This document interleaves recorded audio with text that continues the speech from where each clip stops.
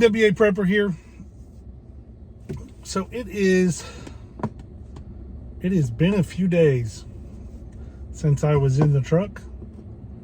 It's been 87 days since I was in the truck. It has been broken. Anyway, so I'm back in here and I have a bracket.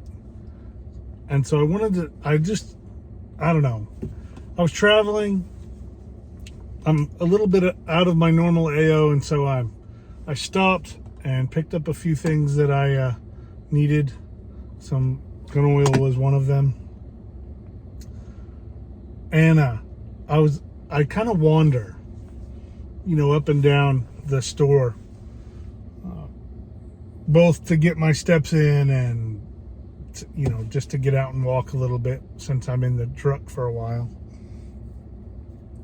So as I was walking, I noticed, as the picture before the video kind of gave away, a big shelf of long-term storage food in a normal, it was at a Walmart,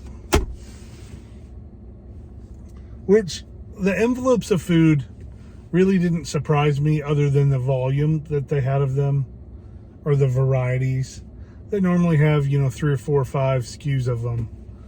But what I thought was interesting was the amount of number 10 cans, the large cans that they had for sale there. Now, they still have Augusta Farms over in the grocery section. In the bulk food section, they have a little kit that's about $22. I don't remember how many meals it is or calories or anything.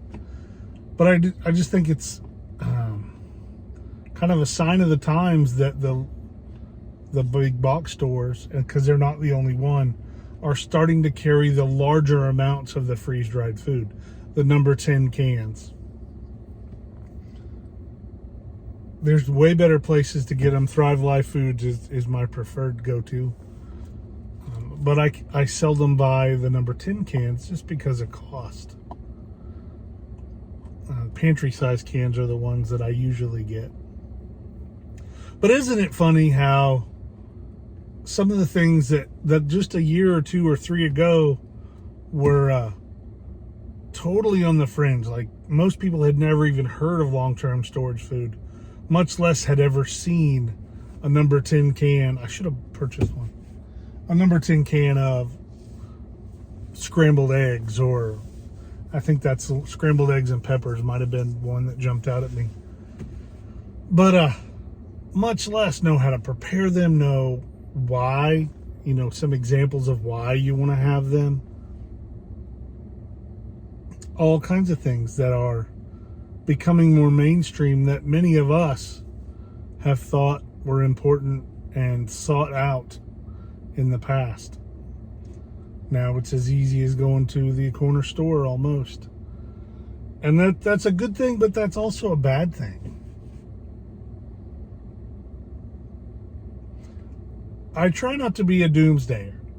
I try to prepare for things such as job losses, or just the normal everyday emergencies, things like that, and storms and family emergencies, and what I consider everyday stuff.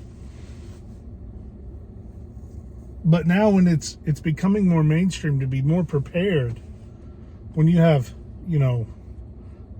large organizations and large stores starting to go, hey, we need to start selling these things to help people stock up, to be more prepared for emergencies. I think it's great. I always go by the adage, or I don't know, adage may be the wrong word, but feed them or eat them, or feed them or fight them is kind of how I've changed that. If we don't feed them information now, if we don't give them encouragement now to get them going, then eventually we're going to have to fight them for what we have. And I would much rather spend the effort and time and energy now to feed people information and encouragement, and give them some direction to be better prepared, than to wait for an emergency and then have to deal with them. It's just me. or is it you as well? Would you rather feed them or fight them? Let's get ready.